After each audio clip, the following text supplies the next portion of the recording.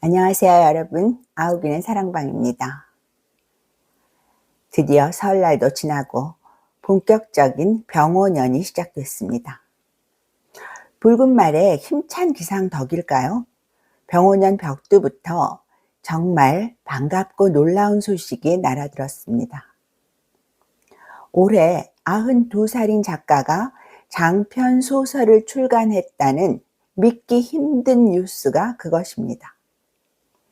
국내 최초인 건 물론이요, 세계적으로도 유례를 찾기 힘든 기적 같은 소식의 주인공은 최근 장편소설 이별은 사랑이다를 펴낸 최문희 작가입니다. 나이는 숫자일 뿐이라지만 현실은 아시다시피 그렇게 간단하지 않습니다. 100세 시대 운운해도 아직까지 한국인의 평균 수명은 83.7세고 아프지 않고 생활하는 건강 수명은 70세가 안 된다는 마당입니다. 건강하고 의욕이 넘쳐도 60세 전후면 현역에서 물러나야 하고요. 70대 현역이 가능한 건 예술가와 기업의 오너, 소수의 정치인 정도지요. 오죽하면 국영수로 먹고 사는 것은 50대까지고 60대 이후 생존자는 음미체, 그러니까 음악미술 체육 전공자라는 말이 있을까요? 이들도 80세가 넘으면 극소수 외에는 현역에서 물러나기 일쑤입니다.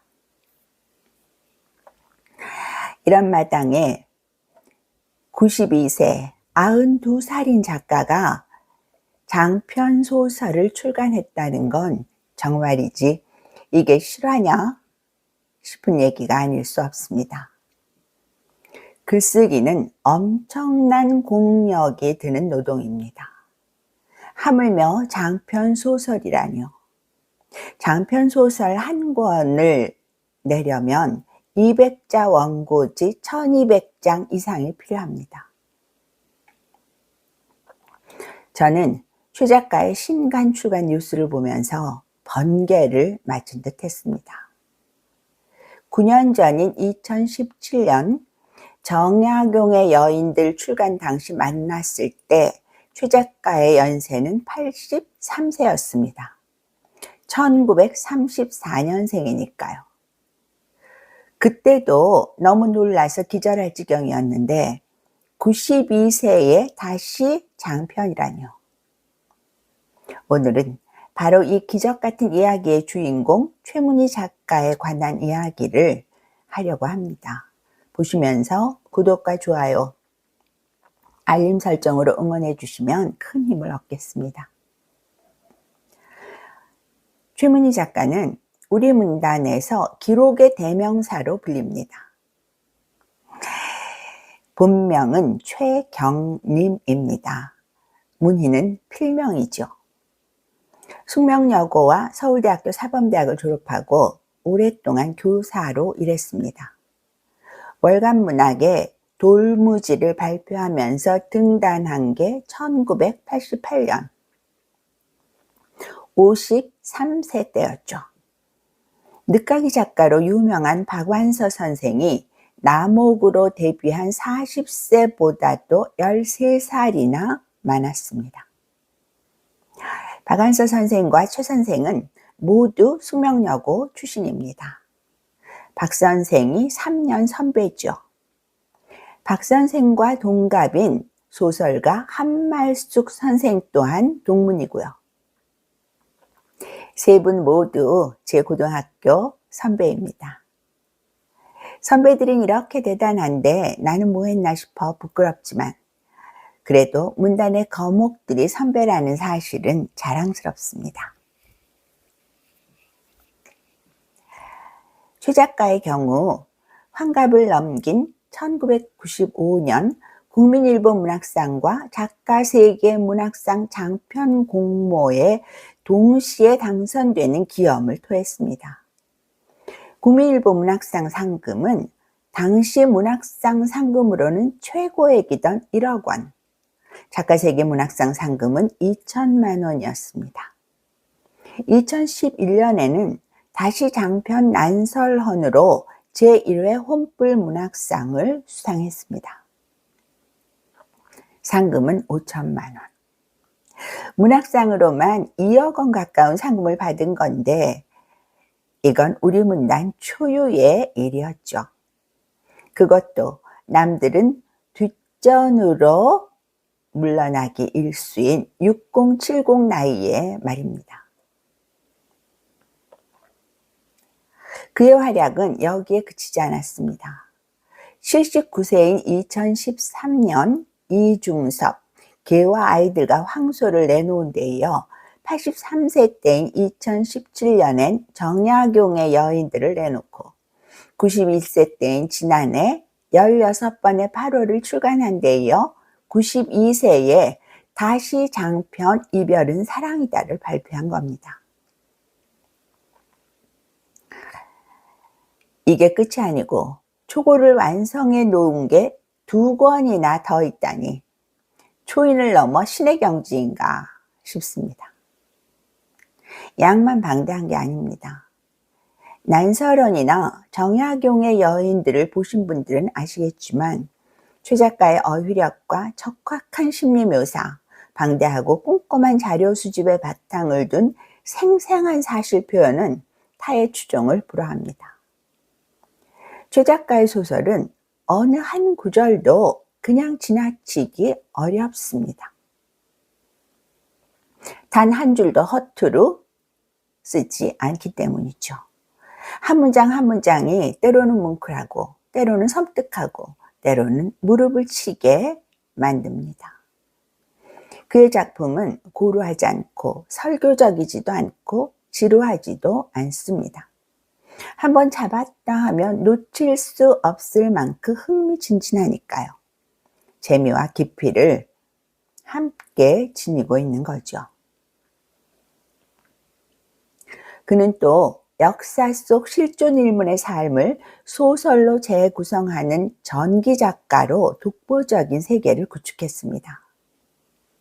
마젤란, 에라스무스, 인간 발자크 등의 전기 소설로 유명한 오스트리아의 슈타판 츠바이크와 닮은 꼴이죠.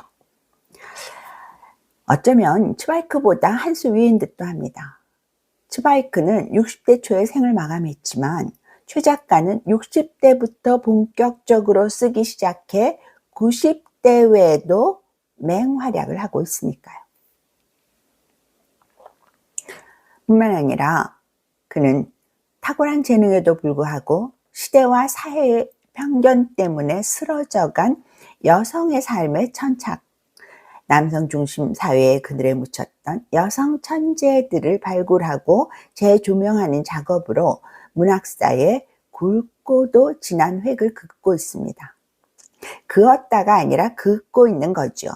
그의 작업은 여전히 현재 진행형이니까요.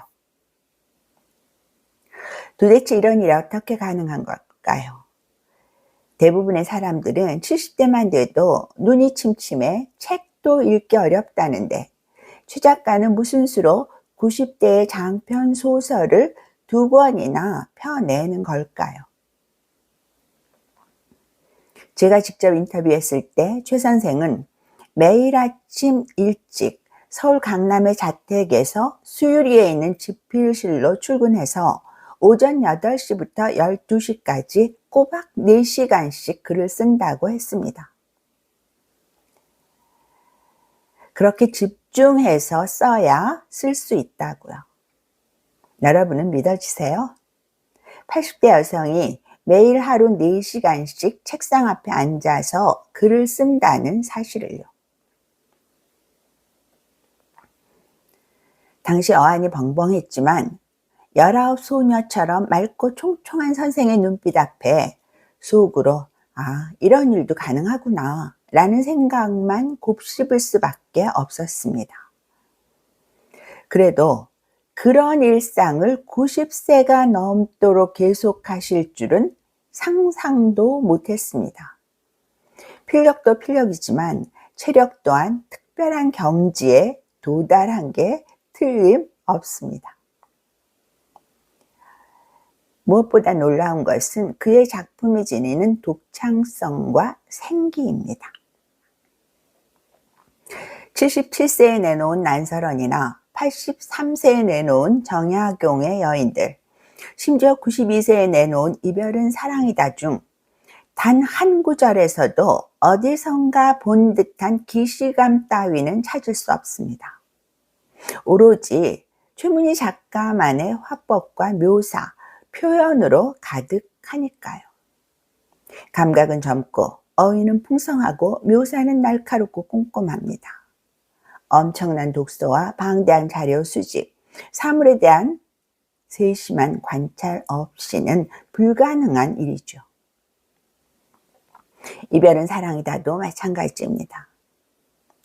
작가는 어렸을 때부터 천재로 불리고 그 옛날 서울대 법대에 입학한 수재였으나 문학에 대한 열정과 남성 중심적이고 가부장적인 세상과 가정의 굴레 탓에 짧은 생을 마감한 전혜린의 아름답고 치열했지만 슬프고 안타까웠던 삶을 고스란히 되살려냈습니다. 책 앞부분에 실린 작가의 말은 생애 한가운데와 그리고 아무 말도 하지 않았다로 만인의 가슴에 남은 전혜린은 물론 2026년에 그를 이승으로 불러낸 동갑내기 노작가 최문희 선생의 범상치 않은 모습을 동시에 보여줍니다. 전혜린,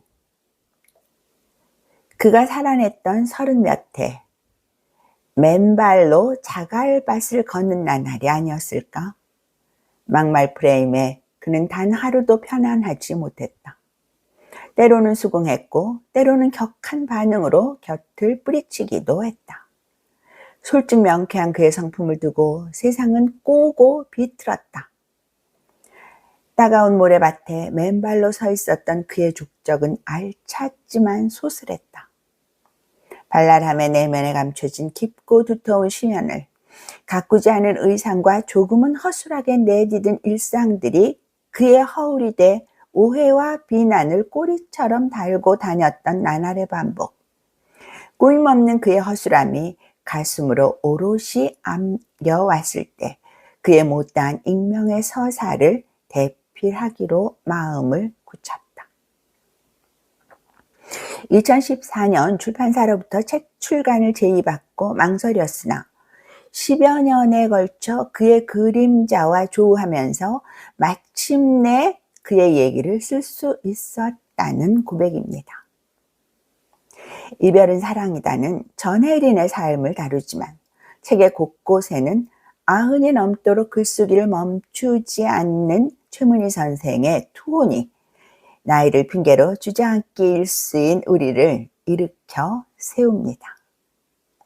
지금까지 최근 92세의 장편소설 이별은 사랑이다를 펴낸 최문희 작가에 관해 말씀드렸습니다. 구독과 좋아요, 알림 설정으로 응원해 주시면 감사하겠습니다. 감사합니다.